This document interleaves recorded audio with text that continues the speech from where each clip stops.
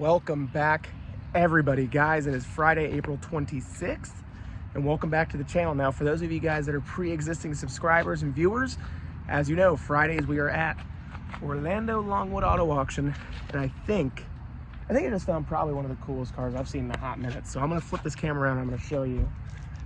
This car is at the end of the sale, and I'm very excited. So let me show you exactly what this is. All right, this, my friends, was something I was not expecting.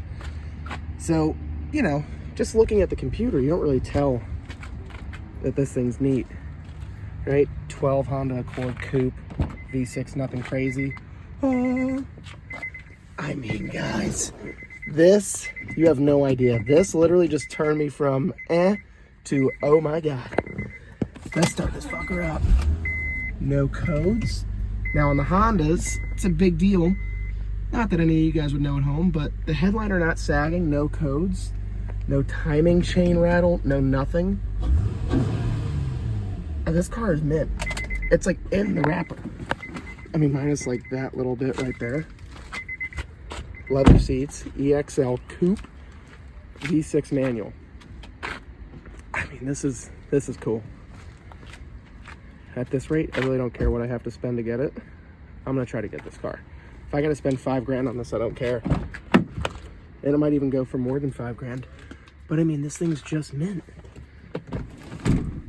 Yeah, like the back seats don't even look like they've been sat in. They look like they're dirty.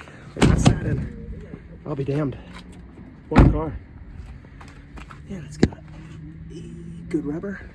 Wow. Badass. Now the unfortunate reality of that car is some fucking kid's gonna buy that from me and ruin it. They don't make cars like that anymore. You know, I would say those years for Hondas are some of the better years. You know, I mean, for that specific car. Don't get me wrong, I had a 17 Accord Sport sedan. Whoa, what's up, big dog? What's up, big dog? You want to say hi to YouTube this morning? Chilling, man. You want to say hi to YouTube? Yeah, what's up, YouTube? What's up, Rodney Brown in the house? That's Go right. Cowboys. That's right. All right. See you, big dog. I'm gonna look that up. That's right. Connor's Cars, baby. Look us up. Connor's Cars. That's right. Make sure to like and subscribe. CONNER. CONNER. Yep. Connor's Cars. Come Right. see us, big dog. You're welcome, man. Thank you. So, some kid's gonna ruin that fucking car, and that's just the way that life goes. So what we have to do now is I have to hustle up, guys, because I don't have a whole bunch of time to look at these cars. I'm not gonna say we're late. I'm just gonna say that, well, I have a big list. It's just the way that life goes. So we're gonna keep hunting, but that Accord is definitely on my go list because I'm gonna go get it. So guys, stay tuned. We have a lot of good content coming your way, and if you haven't already, make sure to like and subscribe. Just like Rodney, he's gonna subscribe too. So Rodney, if you're watching this, if you did actually subscribe, welcome to the channel, big dog, and all of our new subscribers, welcome. We have fun here. Guys, stay tuned. We're gonna go get some cars. Guys, we're here, and I'm getting my effing teeth kicked in. I got two so far. Well, technically one's an if, and then one is a sold. Bought another Infiniti JX35. Be honest, I hated the customer base that came to come and look at that car, but it's a QX60, that's what it is. It's like a Nissan Pathfinder size Infiniti. And then we have an if bid, so for those of you guys that might not be familiar, an if just means that I didn't meet the seller's expectation on price. So they put me on a quote phone call. They call the seller, they see if my offer is acceptable. If it is, they say sold. If it's not, they counter or just say no thanks. So we're gonna see what happens there, but it's a 13 or 14 Subaru VX Crosstrek. Cool car, good Carfax, good miles. So we're gonna see what happens there, but guys, these cars have been bringing unfathomable money. It just boggles my mind. And the problem that I have right now is that the stuff that should be cheap is bringing too much, but then that mid-range stuff that I've been buying is honestly bringing fair money. So we're gonna see what happens. I'm not entirely convinced that it's gonna be a bad day. We still have a lot of cars left to go, and I literally have to stay here until that Accord comes through, which I don't care if I have to pay $5,000 for that car. Even $5,500, I'll pay it, because it is such a clean, gorgeous car that I know I'm not gonna be able to replicate it. See, we've talked about this before. Can you replicate something? Do I like to buy stuff that can't be replicated? I don't normally like to buy that stuff, but if it's a car that I think is a good seller, I'm not going to see another one, worth paying up for. It's not worth paying up for a beat up car that you're going to see over and over and over again. So we're going to see what happens. We're still out here, but we got one sold, one if, and we got about 3 more that we got to get, and then we can leave. We are back in the car, and we got a total of 4. So 2 sales, 2 ifs. I'm not totally disappointed. I'm really, really disappointed in myself, but I did not get that Accord. Problem is with cars like that, and we literally I just said this, that I'm not in the market of cars that I can never buy again and I'll never see again. And that Accord kind of fell into that category, but it had enough miles on it that I was really honestly convinced that I could get it for $5,000, and it ended up doing closer to 6, which was already out of my comfort zone. 5 was way out of my comfort zone. 6 was well beyond that number, so I didn't buy it. Just is what it is. It sucks, but it happens. So now we're heading back in, but we got an if call on an F-150, an if on a Subaru VX, cross hatch, some other fucking thing or another. And then I probably shouldn't have bought this car, but it was so damn cheap, guys, that it almost told me, like, I had to buy it.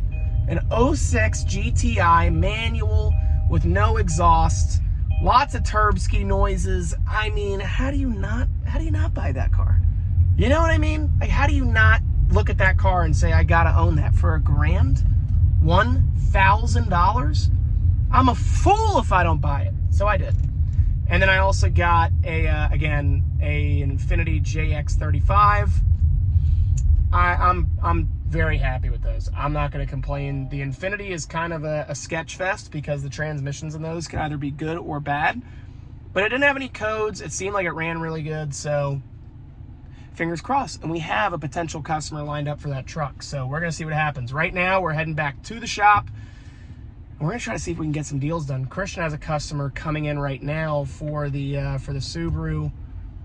Okay, these people don't know how to drive here. Have a customer coming in here shortly for the Subaru Forester. So we're going to see what the hell happens there. Hopefully they buy it. It's up for $64.99. We own that car for about $4,500. So if Christian gets list price on that, we will effectively clear 2,000 smackers on that car. Just a matter of seeing if we will actually get it for our list price or if we have to discount it to sell that car. I don't know yet, but we're going to find out. All right, with the power of YouTube magic bestowed upon us, we're back on location at D&D. And I got to say a big shout out to Phoenix Auto Parts, formerly known as Go, I believe, Auto Parts. If you remember, this is the seat out of the Explorer that got ripped in transit, right? And I called old Greg. Greg, I cannot deal with this seat. It has to be replaced. Greg said, dude, I'll try to get you one by Monday, but no guarantees. Today is Friday, and Phoenix Auto Parts came through with another perfect mint pearly seat for us for that Explorer. And it seems stupid, like that, you know, oh, I could repair it and blah, blah, blah. But a customer doesn't like that shit. They don't like looking at repairs and stuff like that. If it looks like it was repaired, they don't want to deal with that type of issue. Is it silly? A little bit. Do I personally care? No. But it's not my money being spent. I already spent the money. Obviously, I didn't care the first time. But, okay, it makes a difference to the customer, and that's all that matters, guys. So let's check out the seat. Apparently it looks amazing, so we're about to find out now. Christian, while we were gone, by the way, put all of our Carfaxes on these cars.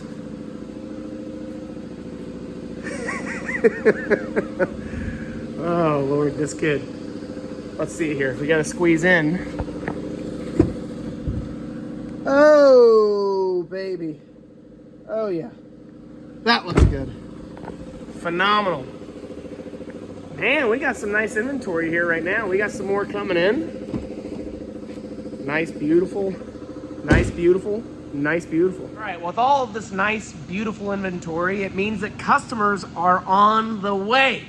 Not necessarily for our 2 Fords or the Hyundai. Well, actually, the Hyundai, we have a customer lined up for 5 o'clock.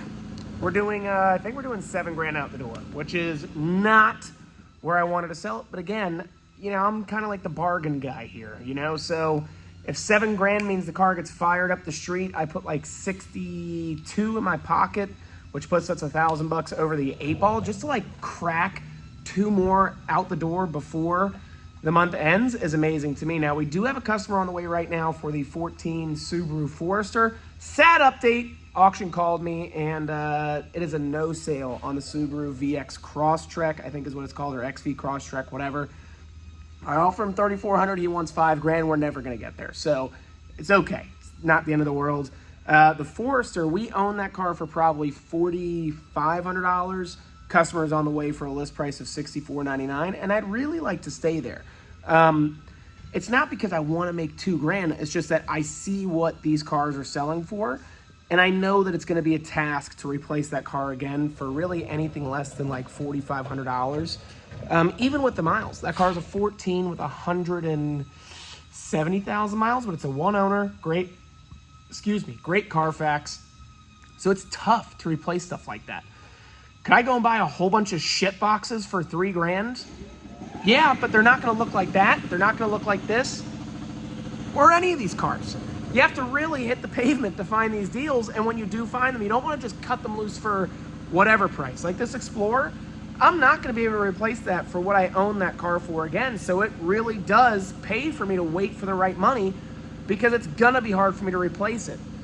This Hyundai Santa Fe, to cut that loose for $6,200 is not a big deal, because I can go and buy those anytime, anywhere for the same money. So, hopefully the next clip we're counting cash, but it's a 50-50 split, guys. Like, there's no way to predict this stuff. They did drive from 2.5 hours to get here. So we're gonna see what happens. Well, I said in the next video we'd be counting cash, but look who it is. I think that we're gonna change your name from, you know, like Air Force Nun to Christian the Magician, because you magically turn customers into cash. And what do you think of this customer that was just here? I mean, they drove 2 hours, so if they don't drive off with it, I'd be surprised.